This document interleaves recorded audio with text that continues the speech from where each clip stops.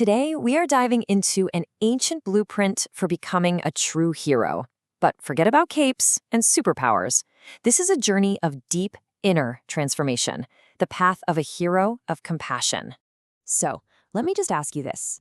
When you think of the perfect, ultimate hero, what pops into your head? Someone with incredible strength, an unbreakable will? Or is it maybe something else, something deeper? Well, this ancient text has a really powerful and honestly surprising answer. And here it is, the Bodhisattva. Now, this isn't your typical hero who just saves the day and gets a parade. This is a being who has reached the absolute peak of wisdom. They've won the game, but then chooses to turn around and dive right back into all the chaos and suffering of the world. And why would they do that? For one reason: to help every single one of us find our own way out. Their defining quality isn't power, it's a compassion that is absolutely limitless. So, a journey this huge, where does it even begin? You might think it starts with years of training or acquiring some special skill. But no, it starts with a single, incredibly powerful decision: the Bodhisattva's vow. Just take a second and think about the scale of that promise. This isn't just about dealing with your own problems. This is about willingly, consciously taking on the suffering of the entire world. And here's the kicker: without weariness. It means you never get tired of it. You never burn out. It's just an almost unimaginable level of empathy. Okay, so making a vow like that is one thing, but having the actual strength to see it through, that's a whole other story. And that brings us to the next stage, the intense, nitty-gritty inner work it takes to forge a heart that's pure enough and strong enough for a job that big. The very first practice is something the text calls pure giving. And believe me, this is way more radical than just simple charity. It's about giving whatever is needed to whoever needs it without a single thought of, well, what do I get out of this? Or, do they really deserve my help? It's just pure, unbiased support. Period. And this goes way beyond just handing out material stuff. It's about giving in a way that actually helps, that fulfills what people genuinely need deep down. And ultimately, it's about giving the kind of wisdom that helps people find their own way. The real key here is that total lack of attachment. You just give and then you let it go. The next virtue kind of builds right on top of that. This is pure patience.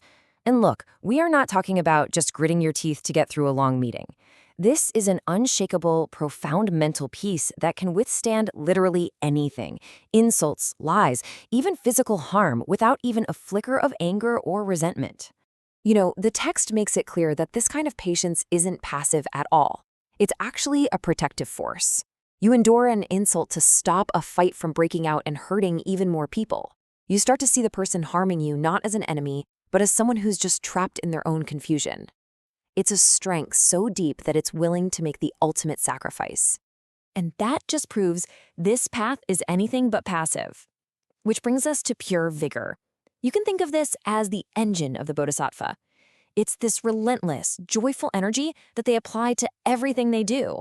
It's a constant drive to improve, to help, and to grow. And this vigor, this energy, it gets applied everywhere. It's in the humility of serving your teachers. It's in the generosity of sharing what you know. But maybe most importantly, it's in that internal battle. The Bodhisattva works tirelessly to uproot their own greed, their own anger, their own confusion, always pushing toward greater clarity. Okay, let's dive into this next part, because this is where the journey gets really subtle, and honestly, super relatable for all of us. This is the battle against the inner demons. Now, when the text says demons, it's not talking about monsters with horns and a pitchfork. It's a powerful metaphor for the psychological traps that pop up on any real path of growth. You know, those subtle thoughts and feelings that can completely derail you, even when you have the best intentions. And here are some fantastic examples straight from the source. There's the demon of being proud of how virtuous you are, or the demon of getting so attached to your favorite teacher that you can't think for yourself. Even the amazing bliss you find in meditation can become a demon if you start craving it and forget why you're doing this in the first place. They are good things that have become these sneaky little traps. This really lays out that internal struggle perfectly.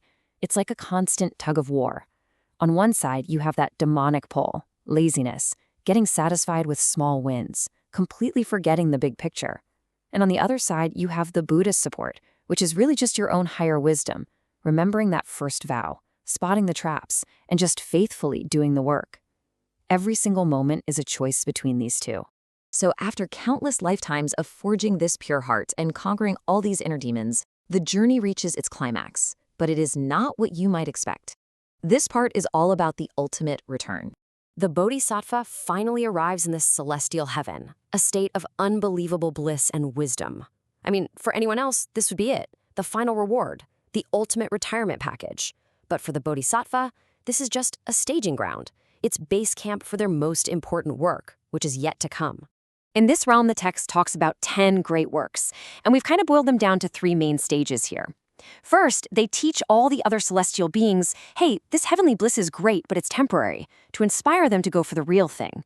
Then they go and consult with every fully enlightened Buddha in the universe to get their final instructions. And finally, they perform these incredible acts that inspire the entire cosmos, getting everyone ready for what's about to happen. Because the final act, the entire point of this journey that has taken eons, is not to stay in paradise. It's to come back, to willingly descend into our messy, difficult, beautiful world to become a teacher and a guide for all of us. And man, what an entrance. The text says that as they get ready to be born on Earth, this incredible light just shines from them. A light that brightens the darkest corners of the world, eases suffering, and basically lets everyone know help has arrived. And so the hero's journey comes full circle. It all started with that almost impossibly compassionate vow. It was forged in the fire of purifying the heart and conquering the mind. And it all culminates, not in some personal victory, but in the ultimate act of selfless service to the world. You see, this ancient text isn't just a cool story, it's a map. It's a roadmap for inner development, for turning yourself into a genuine force for good in the world. The path is laid out, so the only question left is where will you take the first step?